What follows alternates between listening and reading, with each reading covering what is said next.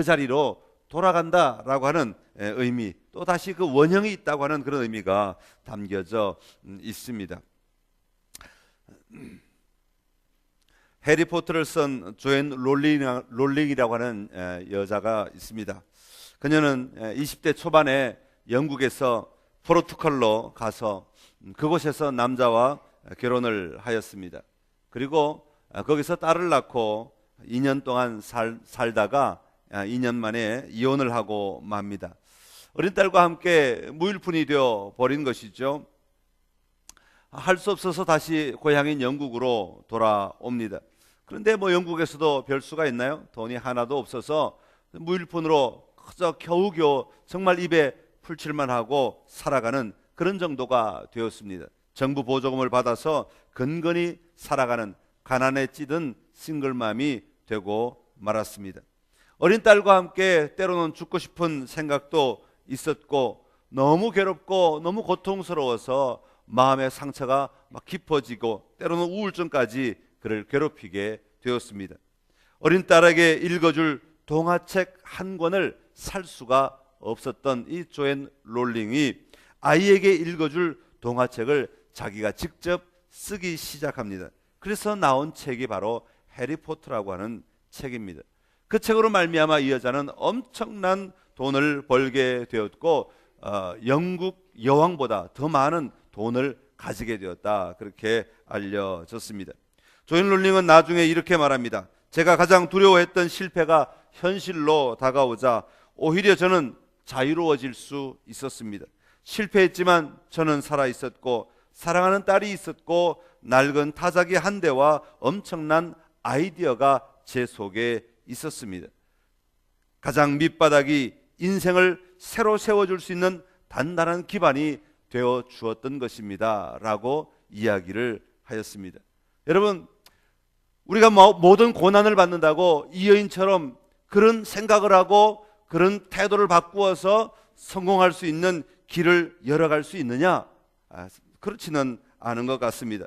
똑같은 고난 가운데서도 어떤 사람은 더 절망 가운데서 실패하고 좌절하여서 도저히 거기서 헤어나올 수 없는 엄청난 고통 가운데 빠지는 사람이 있는가 하면, 어떤 사람은 그런 고난을 만날 때, 고통을 만날 때 그것을 박차고 일어나 자신 속에 있는 가능성을 찾아서 자신 속에 있는 가장 작은 힘이지만 그것 붙들고 다시 일어날 수 있는 힘이 생겨서 그것으로 인하여 성공하고 회복하는 사람들이 있다고 하는 것입니다.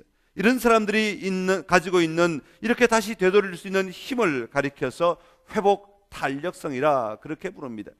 회복할 수 있는 힘이 그에게 있다라고 하는 것이죠. 우리가 살아가고 있는 이 삶의 자리에 많은 경우에 이처럼 사람들이 어떤 계획이나 어떤 생각이나 어떤 노력으로 말미암아 회복할 수 있는 사람들이 있습니다. 회복을 쉽게 감당할 수 있는 사람이 있습니다. 이런 사람을 그렇게 해서 회복 탄력성이 있는 사람이라 그렇게 말합니다. 어떤 일들은 우리가 많은 경우 다시 회복하고, 가난했다가 다시 부자가 되기도 하고, 어떤 것을 못했다가 실패했다가 다시 일어나서 그것을 성공하기도 하고, 여러 가지 방법으로 다시 회복하는 사람들이 있습니다. 그런데 이런 회복 탄력성이 있다고 모든 일에 다, 우리의 모든 삶에 다 그런 회복을 가져올 수 있느냐? 그것은 아닌 것 같습니다. 우리가 할 수 있는 회복이 있고 우리가 할 수 없는 회복이 있다는 것입니다. 우리 인간이 할 수 있는, 돌아갈 수 있는 회복이 있고 우리 인간이 돌이킬 수 없는 회복의 영역이 있다고 하는 것입니다. 삶의 자리의 많은 부분은 인간이 노력하고 수고하고 애쓰면 회복할 수 있습니다. 그러나 우리가 가지고 있는 이 죄의 근본, 죄의 문제는 결단코 인간 스스로가 노력한다고 해서, 인간 스스로가 수고한다고 해서, 인간 스스로가 애쓴다고 해서 회복할 수 있는 문제가 아니라고 하는 것입니다. 수많은 사람들이 이 죄의 문제를 해결하기 위해 몸부림치고 수고하였지만 스스로 인간의 노력으로는 결코 이것을 해결할 수가 없었던 것이죠. 이것은 오직 예수 그리스도의 십자가의 은혜로만 회복할 수 있는 것이었습니다. 회복의 은혜를 주시는 분은 예수 그리스도밖에 없다고 하는 것이 지금까지 우리에게 알려진 가장 고귀한 소식 가운데 하나였던 것입니다. 우리가 예수님을 진정으로 만날 때 우리의 삶에 진정한 참된 회복이 시작되는 것이죠. 오늘 한 여인의 이야기를 통해서 그 회복을 다시 한번 발견하고 그 회복을 함께 누리는 놀라운 은혜가 우리 가운데 있기를 간절히 기원합니다. 오늘 새벽에 우리 십자가의 은혜로 말미암아 먼저 누려야 하는 회복의 은혜는 바로 복음의 은혜입니다. 한번 따라합시다. 복음의 은혜. 성도들이 예수님을 믿으면서도 이 복음으로 다시 돌아가는 힘이 떨어져서, 다시 말하면 복음의 회복 탄력성이 없어서 신앙이 나태해지고 봉사하는 게 힘들어지고 교회 와도 재미가 없고 또 말씀을 읽어도 말씀이 들어오지 않고 기도해도 집중되지 않고 찬송을 불러도 내 마음에 감동이 없고, 만약에 그런 상황들이 막 일어난다면 우리 안에 복음이 회복되어야 한다 하는 사인이라고 하는 것입니다. 사인. 여러분 삶의 자리에 그런 모습이 드러나거든요. 아, 내가 지금 잃어버린 것이 하나가 있구나. 내가 돌아가야 될 것이 하나가 있구나. 내가 원래 자리로 회복되어야 될 것이 하나가 있는데 그것이 바로 복음이다라고 하는 것입니다. 여러분, 복음은 영적인 영역에서만 복음이 회복되는 것이 아니라 우리의 전인격인 삶에서 이 복음은 회복되어야 한다고 하는 것입니다. 복음의 회복이 누려질 때 다른 모든 삶의 회복이 누려지게 되기 때문에 그렇습니다. 왜냐하면 복음이 가장 기초이고 우리의 삶의 가장 큰 근거이고 가장 중요한 바탕이기 때문에 그렇습니다. 그렇다면 먼저 살펴볼 것은 복음이 뭐냐 하는 것입니다. 사람들마다 복음이 다른 것을 볼 수 있어요. 사람들마다 복음에 대한 생각, 가치가 다른 것을 볼 수가 있습니다. 우리는 알게 모르게 이것이 복음이다 라고 말하면서도 그 복음을 내가 만들어서 내 안에 품고 가지고 있는 것을 볼 수가 있습니다. 복음이란 말은 가장 좋은 소식이다, 그런 것 아닙니까? 여러분에게 있어서 가장 좋은 소식은 오늘 무엇이 가장 좋은 소식입니까? 오늘 이 시간, 오늘 이 순간, 오늘 어떤 어려운 일을 만났을 때, 오늘 어떤 목표를 가졌을 때, 오늘 어떤 일을 감당해야 할 때 여러분에게 가장 좋은 소식은 과연 무엇인가 하는 것입니다. 만약에 돈이 많이 필요한 사람들은 오늘 나에게 가장 좋은 소식은 내가 부자가 되었다 하는 것이 아마 가장 좋은 소식일 것입니다. 그래서 겉으로는 예수님이 나의 복음이라고 말하지만 내 마음속 깊은 곳에서는 돈 하면서 그 돈이 내 안에 가득 있으면 나는 가장 좋은 것을 누렸다라고 말할 수 있지 않겠는가 하는 것입니다. 명예가 가장 좋은 소식이라고, 아니면 명예가 지금 당장 필요한 것이라고, 명예가 있었으면 좋겠다고 간절히 사모하고 간절히 바라고 간절한 기도를 제목을 놓고 기도하는 사람이라면 겉으로는 예수님이 나의 복음이라고 말할 수 있지만, 그러나 우리 속에서는 내가 저 자리에 올라가야 하는데 어떻게 하면 저 자리에 올라갈 수 있을까? 어떻게 하면 저 지위를 내가 쟁취할 수 있을까? 어떻게 하면 저 지위에 내가 올라가서 저 권력을 내가 누릴 수 있을까? 아마 이것이 우리 속에서는 여전히 가장 좋은 소식으로 나에게 자극을 주고 나에게 영향을 미치고 있지 않겠는가 하는 것입니다. 우리가 가지고 있는 이런 좋은 소식들은 어쩌면 영원한 좋은 소식이 아니라는 것입니다. 너무나 제한적이고 일시적인 것이라는 것입니다. 우리가 가져야 될 진정한 좋은 소식은 잠시 있다가 없어지는 그런 것이 가장 좋은 소식이 아니라, 여호와 하나님 아버지께서 우리에게 주신 가장 좋은 소식은 그 모든 것들을 이루게 만들어주는, 그 모든 것들을 누릴 수 있도록 만들어주는, 그 모든 것들을 성취할 수 있는 발판이 되는 바로 예수 그리스도에 대한 소식이 가장 좋은 소식이라고 오늘 우리에게 말씀하고 계시는 것입니다. 예수 그리스도의 삶과 죽음, 예수 그리스도의 부활과 성천을 통해 완성된 구원 사역, 우리가 하나님이 죄로 말미암아 옮겨졌다라고 하는, 우리가 완전한 새로운 사람이 되었다고 하는, 우리가 하나님의 온전한 자리에, 하나님의 자녀로서의 온전한 자리에 들어갔다고 하는 이 구원의 사역이 가장 중요한 복음이라고 하는 것입니다. 예수 그리스도의 십자가로 말미암아 우리가 구원의 기쁨을 누리게 되었다는 것이 우리 인간에게 우리의 삶의 자리에, 우리의 모든 영역에서 가장 근본되고 가장 중요한, 가장 기쁜 소식, 가장 좋은 소식으로 회복되어야 하는 것입니다. 그래야 이 복음이 우리에게 회복될 때 우리는 거기서부터 새로운 집을 세워갈 수 있고, 거기서부터 새로운 걸음을 옮겨갈 수 있고, 거기서부터 새로운 삶의 방향을 향하여 달려갈 수 있는 힘과 능력이 나오게 되는 것입니다. 복음을 받아들이고 산다고 하는 것은 예수 그리스도를 통하여서 하나님과의 올바른 관계를 맺고 거기서부터 모든 일이 시작되고 모든 일이 완성된다고 하는 사실을 분명히 믿고 그 예수님을 신뢰하는 것을 이야기합니다. 이것은 예수 그리스도의 주권에 내 삶을 복종시키는 것을 말합니다. 예수님의 모든 삶의 권리들을 인정하고 거기에 내가 온전히 엎드리는 것을 이야기합니다. 복음을 받아들인다는 것은 우리의 삶에다가 우리의 삶은 그대로 놔두고 거기다가 종교적인 행위 하나를 더 보태는 것이 결코 아니라 우리 자체가 완전히 새로운 자리에 우리의 걸음을 옮겨 놓는 것을 이야기하고 전혀 다른 삶의 방식을 가지고 다시 새롭게 살아가는 것을 이야기합니다. 오늘 본문에 나오는 이 여인의 모습을 통해 한번 살펴보겠습니다. 예루살렘 외곽에 있는 베다니 시몬의 집에서 잔치가 벌어졌습니다. 예수님께서 그 집에 머무셨습니다. 그런데 잔치가 한참 진행되고 있을 즈음에 식사하고 계시는 예수님께 한 여인이 등장합니다. 다른 복음서에는 그 여인의 이름을 나사로의 누이 마리아라고 소개하고 있습니다. 갑자기 이 여인이 예수님께 와서는 자기가 가지고 온 향유 옥합을 깨트립니다.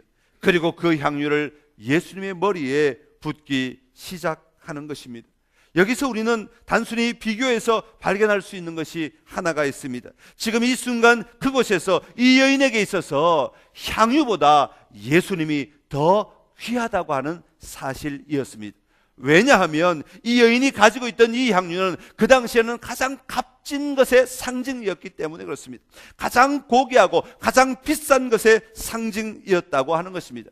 자료에 보면 이 여인이 쏟은 그 향유의 가치는 한 사람이 1년 동안 땀 흘리며 수고해서 벌어야 하는 어마어마한 양의 가치였다고 하는 것입니다.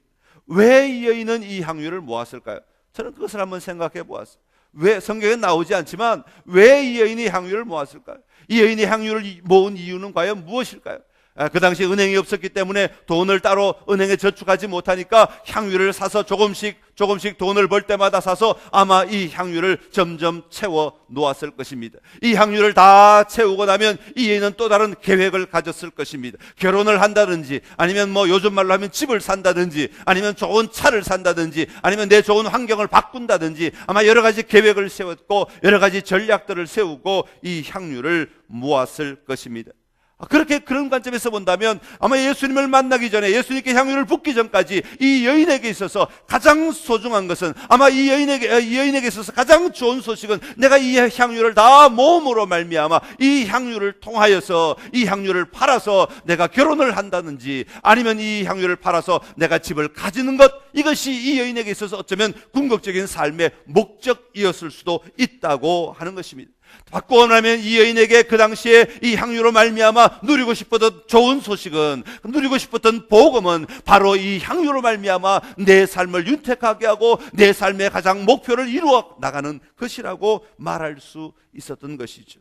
그런데 이 향유는 이 마리아가 예수님을 만납니다. 그리고 그 예수님 앞에서 이 향유 옥합을 깨트렸다고 하는 것입니다. 자기가 가장 소중하게 여긴 것, 자기가 가장 중요하게 여겼던 것을 깨트림으로 말미암아 이 향유가 더 이상 나에게 가장 좋은 소식을 만들어내는 도구가 아니라고 하는 것을 인정하게 되었다고 하는 것입니다. 그 향유를 깨트림으로 말미암아, 그리고 더 나아가 그 향유를 예수님의 머리에 부음으로 말미암아 이 향유보다 예수님이 더 소중하다고 하는 것을, 예수님이 더 중요하다고 하는 것을, 다시 말하면 예수님께서 이 향유보다 더 좋은 소식이라고 하는 것을 오늘 이 여인은 행동으로 표현하고 있는 것입니다. 결혼보다 더 소중한 것이 먼저 회복되어야 됨을 이야기하고 있다 이 말입니다. 결혼하지 말고 이 향유를 예수님께 다 부었다, 예수님만 선택하고 결혼하지 않는다, 그런 얘기가 아니라, 예수님만 선택하고 집을 나중에 사지 않는다, 그런 얘기가 아니라 다른 어떤 것보다 먼저 더 소중한 것이 무엇인지에 대하여 초점을 갖추게 되었다라고 하는 의미입니다. 마리아는 자기가 정말 가져야 할 복음이 무엇인지를 보게 되었고 봄으로 말미암아 그것을 헌신하여 얻을 수 있게 되었다고 하는 것입니다. 예수님은 이 사실을 12절에서 이렇게 또 다르게 표현하십니다. 이 여자가 내 몸에 향유를 부은 것은 내 장례를 위하여 함이니라. 이 여인은 별로 그거 생각하지 않고 아마 향유를 부었을 것입니다. 그러나 예수님은 이 여인이 부은 그 향유의 모습 속에서 내 장례가 준비되었다, 다시 말하면 예수님의 죽음이 준비되었다라고 말씀하고 계십니다. 예수님은 이 여인의 향유를 통하여 예수님의 죽음, 예수님의 부활, 예수님의 승천까지도 어쩌면 바라보고 계시지 않았는가 하는 것입니다. 사랑하는 성도 여러분, 오늘 여러분에게 있어서 복음은 무엇입니까? 우리가 예수님을 믿는다고 말하지만 여전히 겉으로는 예수님이지만 내 안에 품고 있는 가장 좋은 소식은 여러분에게 과연 무엇이었습니까? 오늘 다시 한번 가장 좋은 소식의 근원이 되시는 예수 그리스도 앞에 나아오셔서 여러분의 삶의 자리에 이 근원적인 복음이 회복되는 놀라운 은혜가 있기를 간절히 기원합니다. 복음이 회복되는 것은 내 모습 이대로에다가 하나 더 보태는 것이 아닙니다. 예수님의 이름을 보태는 것이 아닙니다. 내 옆에 예수님을 세워두는 것이 아닙니다. 내 삶의 자리 근원이 바뀌어지는 것을 이야기합니다. 내가 예수님 안에 들어가는 것입니다. 주권이 바뀌는 것을 말합니다. 내가 더 이상 내 인생의 주인이 아니라 예수님이 내 인생의 주인이 되시는 것입니다. 내가 가장 소중한 것, 내가 원하는 것이 아니라 예수님 자체가 가장 소중한 분이시고 예수님 자체가 가장 아름다운 분이심을 고백하며 그분 앞에 엎드리고 나아가는 것을 말합니다. 가장 존귀하신 예수님의 회복되심으로 우리의 모든 삶의 근원이 다시 세워져 그 위에 회복되어져 가야 함을 이야기하고 있는 것입니다. 이런 놀라운 가치의 변화, 회복의 복음의 회복이 오늘 여러분 안에 충만하게 임하시기를 간절히 기원합니다.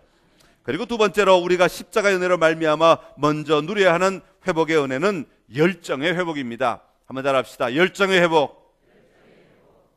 철인이라고 철인이라는 책을 쓴 다니엘 킴이라고 하는 분이 계십니다. 요즘 아주 인기 있는 강사 가운데 한 분이신데요. 그 책에 보니까 이런 이야기가 있어요. 이분이 미국에서 신대원에 다닐 때 하루는 새벽 1시에 친구가 전화를 해서 좀 만나자는 것입니다. 새벽 1시에 아무리 친구지만 자고 있는데 전화가 와서 나와서 만나자 하니까 이게 보통 짜증이 나는 게 아니죠. 힘들잖아요.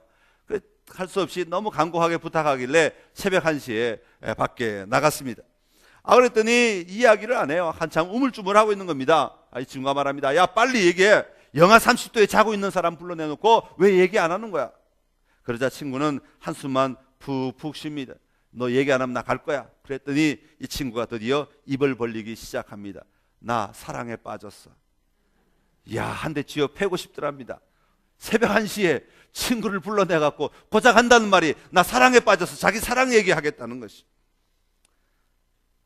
그리고 소리를 지르고는 야, 이 새벽 1시에 그 얘기하려고 나를 깨웠느냐고 소리를 지르고 돌아가려고 하니까 이 친구가 아주 심각하게 이렇게 뒤통수에 대고 얘기합니다. 아니야, 나 사실은 중독에 빠졌어. 중독이라는 말을 들으니까 이 친구가 정신이 번쩍 들어서 다시 돌아서서 얘기를 듣기 시작합니다. 무슨 중독인데? 그러자 그 친구가 조용히 말합니다. 인터넷 포르노 중독이야. 그러면서 말을 이어갑니다. 아주 사랑스럽고 귀하고 순결한 여자를 내가 만나게 되었어. 그런데 나같이 더럽고 음란한 것이 어떻게 그런 여인에게 사랑합니다, 교제해 주세요, 결혼해 주세요라고 말할 수 있겠는가? 아무리 생각해도 나는 그럴 수 없어. 나는 너무 더러운 사람이야. 그렇게 이야기를 하더라는 것입니다. 그래서 이 친구가 이야기합니다. 너 교회는 가봤냐? 그래, 가봤어. 목사님이 뭐라고 하시든 끊으라고 그래. 그래, 너 끊어지더냐? 아니야, 절대로 끊어지지 않아. 이게 되지가 않아. 이 친구는 어떻게 또 도움의 말을 줘야 될지 몰라. 그래, 기도해 주겠다. 그러고 말하고는 그날 밤에 헤어졌다고 합니다. 그리고 그 다음날 아침에 그 친구는 다시 존경하는 교수님을 찾아가 자기의 상황을 다 이야기하게 되었다고 합니다. 그랬더니 교수님께서 이렇게 말씀하시는 것입니다. 너 그거 끊으려고 하지 마. 예? 지금 끊어야 될 문제인데 끊으려고 하지 말라는 거예요. 그럼 어떻게 하면 됩니까? 네가 만약에 그 문제를 가지고 끊어야지, 똑바로 살아야지, 열심히 살아야지 하는 만큼 너는 자꾸 거기에 결박당하게 돼 있어. 왜? 자꾸 생각하니까 자꾸 이거 끊어야지, 이거 그만해야지, 이거 하면 안 돼, 이것 하니까 계속 거기에 결박을 당하게 되니까 거기에 절대 넌 벗어날 수가 없어. 내 모든 관심과 생각이 다 거기에 가 있어. 그리고 난 다음에 끊어도, 설령 끊는다 할지라도 거기에는 문제가 나타나게 돼. 그러면서 두 가지 문제점을 이야기합니다. 하나는 하나님과 거래 관계가 시작된다는 것이죠. 하나님 나 끊었으니까 이제 복 주세요 라고 이야기한다는 것입니다. 그러면 어려움이 오면 내가 이렇게 열심히 했는데 나에게 이런 결과가 도대체 뭡니까 하고 하나님을 떠나게 되는 그런 결과도 나올 수 있다고 하는 것입니다. 또 하나 두 번째 문제가 뭐냐면 못 끊는 사람을 향해서 자꾸 정죄하게 된다는 것입니다. 나는 끊었는데 너는 왜 못 끊어? 라고 말하게 된다고 하는 것이죠. 교만해진다는 것입니다. 그런데 그 교만이 반대로 말하면 나보다 더 잘난 사람 앞에서는 열등감을 가지게 만들어 버린다고 하는 것이죠. 그래서 이 친구가 교수님께 묻습니다. 그러면 어떻게 하면 되겠습니까?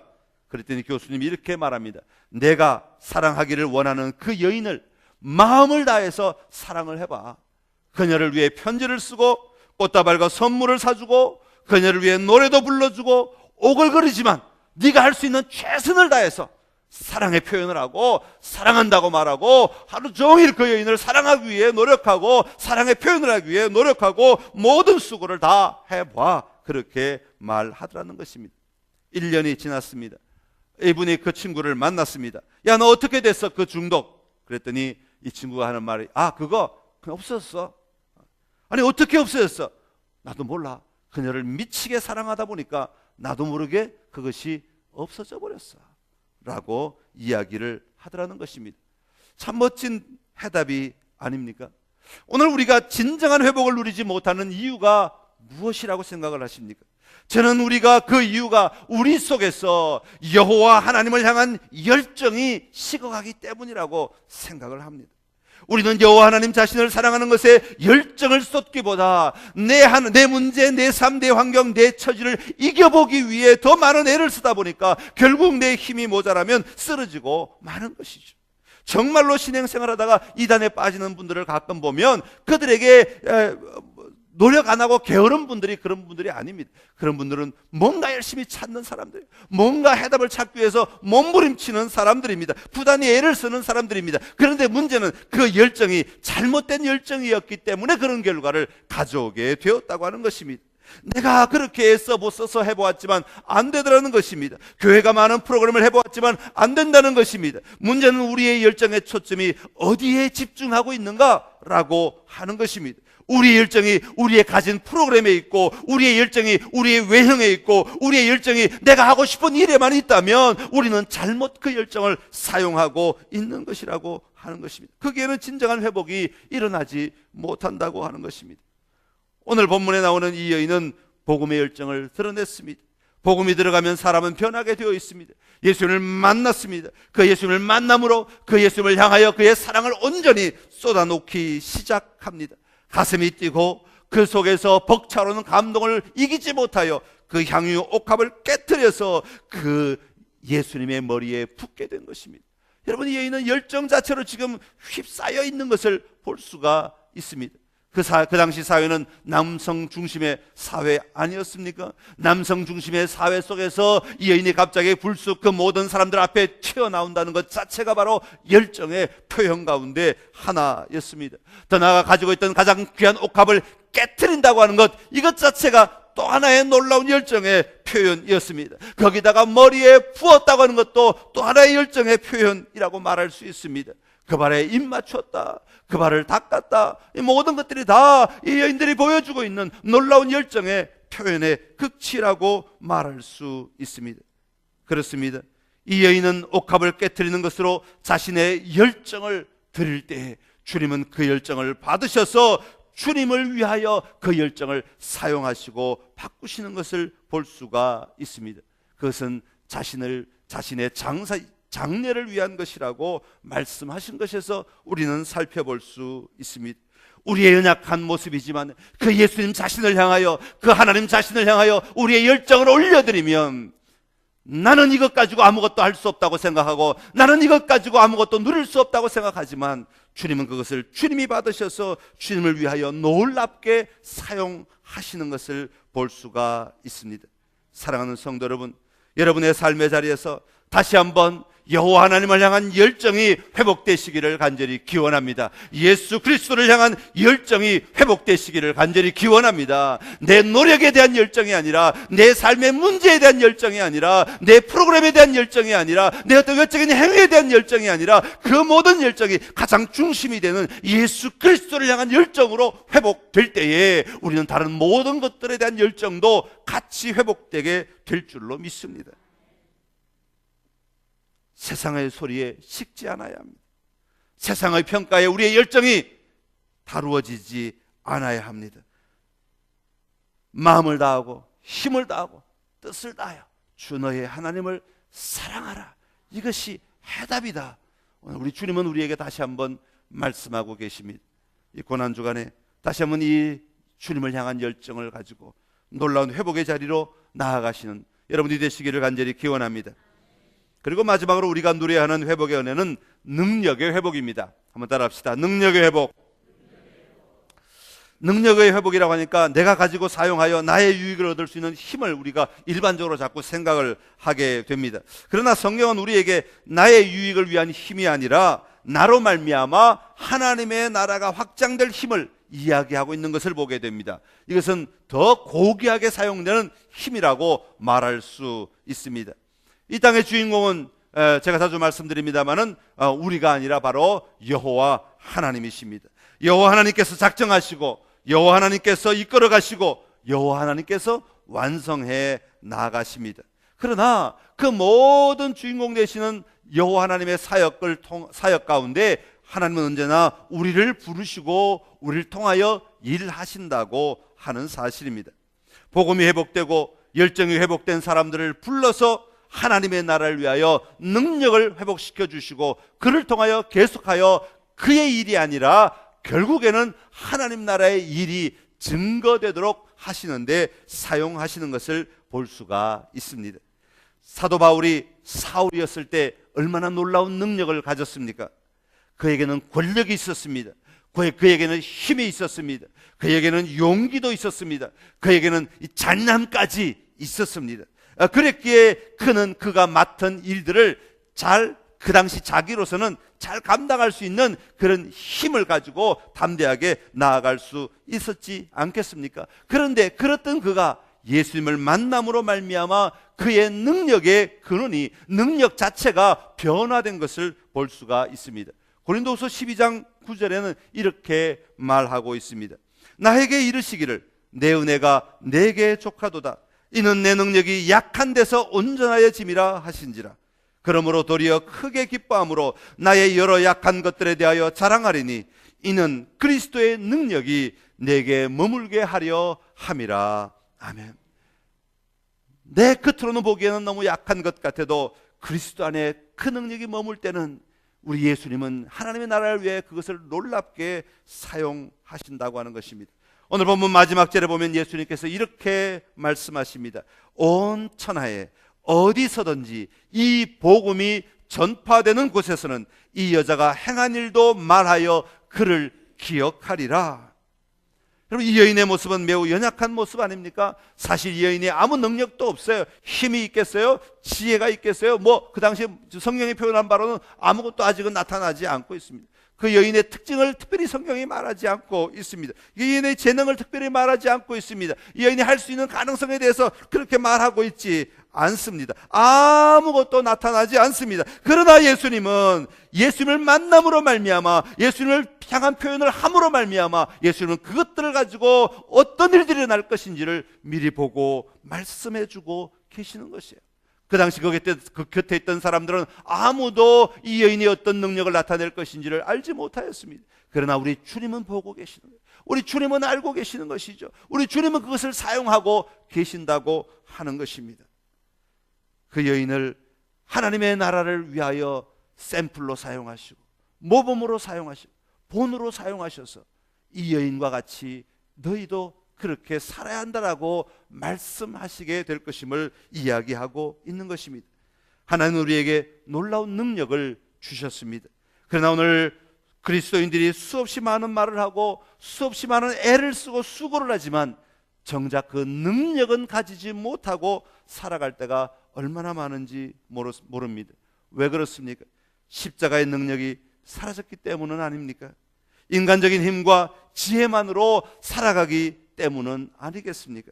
다시 한번 우리가 하나님의 손에 붙들린 능력의 도구가 될 수 있기를 간절히 기원합니다. 그리스도인들에게 이런 능력이 회복되기 위해서는 세상의 방식으로 더 이상 살아서는 안 됩니다. 세상의 가치를 가지고는 그 능력을 회복할 수 없습니다. 교회 안에서 정말 여호와 하나님을 바라보고 예수 그리스도를 붙들고 다시 살아갈 때라야 거기서 주님이 주시는 놀라운 능력을 우리가 소유하며 그 능력을 사용하며 살아갈 수 있게 될 것입니다. 사랑하는 성도 여러분, 오늘 여러분의 믿음의 표현들을 통하여 놀라운 능력의 회복이 여러분의 삶 가운데 드러나게 되시기를 간절히 기원합니다. 그 사랑의 표현, 그 표현이 정말 우리 주님을 향하여 아름답고 존귀할 때 우리 주님은 그것을 귀하게 사용하실 줄로 믿습니다. 작다고 두려워하지 마시고, 연약하다고 두려워하지 마시고, 나약하다고 두려워하지 마십시오. 우리 주님은 주님의 손에 합당하게 붙들어 놀랍게 사용하십니다. 문제는 우리가 어떤 사랑으로, 어떤 태도로, 어떤 가치를 드리느냐에 달려 있습니다. 우리 주님은 십자가의 은혜라고 하는 놀라운 사랑을 우리에게 부어 주셨습니다. 그 은혜 감사하여, 그 안에 감격하여 그 은혜를 누릴 수 있는 여러분이 될 수 있기를 간절히 기원합니다. 이 회복의 은혜가 이 한 주간 여러분 속에서 메아리치셔서 여러분을 통하여서 이루고자 하시는 하나님의 놀라운 일들이 여러분의 삶을 통해 계속해서 드러나는 놀라운 축복이 임하시기를 간절히 기원합니다. 기도하겠습니다. 제가 기도하고 우리 주님 한번 찾고 다 같이 통성으로 기도하시다가 여러분 각자 돌아가시기 바랍니다. 하나님 아버지, 우리에게 놀라운 십자가의 은혜를 허락하여 주심을 감사합니다. 예수 그리스도를 땅에 보내주시어서 우리로 하여금 모든 우리가 절대로 해결할 수 없었던 이 죄의 문제를 해결하게 하시고 우리 하여금 하나님의 자녀로 삼아 주셔서 감사합니다. 우리의 삶의 자리를 옮겨주셔서 감사합니다. 아버지 하나님, 이 아침에 다시 한번 우리가 고백하기는 우리 안에 있는 놀라운 복음의 능력이 회복되는 은혜가 있게 하여 주시옵소서. 아버지, 내 안에 내 삶의 근원이 변화되었음을 기억하고 예수 그리스도 안에서 놀라운 삶의 걸음을 옮겨놓는 우리가 되게 하여 주시옵소서. 나에게 가장 좋은 소식이 다른 어떤 것들이 아니라 바로 예수 그리스도 자신이 되게 하여 주시옵시고 예수 그리스도의 죽음이 되게 하시고 예수 그리스도의 부활이 되게 하여 주시어서 그것으로 온전한 승리의 삶을 살아가는 발판이 되게 하여 주옵소서. 하나님, 우리 안에 열정 회복되기를 원합니다. 일에 대한 열정이 아니라, 어떤 가치에 대한 열정이 아니라, 어떤 외형에 대한 열정이 아니라 여호와 하나님을 향한 열정이 회복되게 하여 주옵소서. 예수 그리스도를 향한 열정이 회복되게 하여 주시옵소서. 다른 나라가 가진 어떤 것보다도 더 소중하다는 것을 기억하고 그 주님 앞에 우리의 열정을 올려드림으로 말미암아, 우리의 용기를 드러냄으로 말미암아, 우리의 모습을 표현함으로 말미암아 우리 하나님 앞에서 아름다운 승리를 누리는 귀한 삶을 회복하게 하여 주시옵소서. 아버지, 우리의 능력이 회복되기를 원합니다. 오늘 내가 부릴 수 있는 능력이 아니라 오늘 내가 섬기고 오늘 내가 희생하고 오늘 내가 죽어질 때 주님께서 나를 통하여 드러내실 놀라운 능력을 회복하는 자들이 되게 하여 주시옵소서.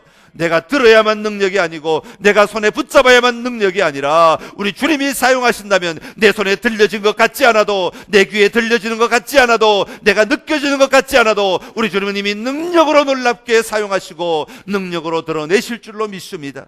이 놀라운 능력 회복이 우리에게 있게 하여 주시어서 날마다 우리의 삶이 회복을 누리고 회복의 자리에 들어가 다시 한번 기뻐하고 즐거워하며 승리하는 귀한 승리의 삶을 살아가게 하여 주시옵소서. 예수님의 이름으로 기도드리옵나이다. 아멘.